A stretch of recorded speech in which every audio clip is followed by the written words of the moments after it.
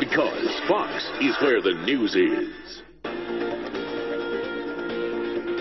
If you just got a new smartphone for Christmas, a company in Israel has designed a no-cancer headset to keep people safe from radiation. Leland Vittert, live from Jerusalem now, with details on this thing. Hey, Leland.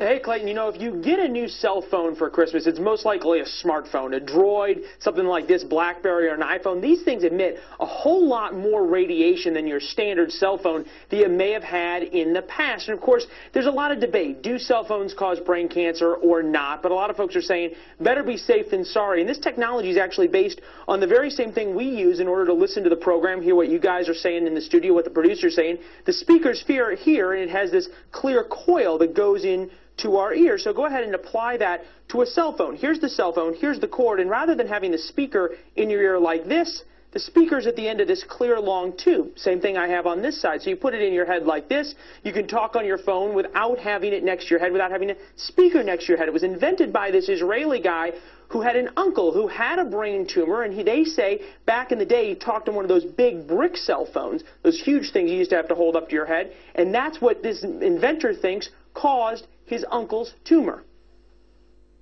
The tumor was the same location, the same size and place when you talk with the cell phone. I mean, it was like a shape of the cell phone exactly behind the ear, and it was quite obvious that it happened from something that was put all over this part of the head. It makes sense that an iPhone just sitting here has very low radiation, but watch what happens when you make a call. This is where it gets interesting. Here's the phone. This is a regular headset, and there's still a lot of radiation. Put it next to the earphones, there's nothing. How's business been so far? The business now going up very nicely. We start selling internationally. We have customers in Sweden, in Belgium, in UK, in United States, in Australia.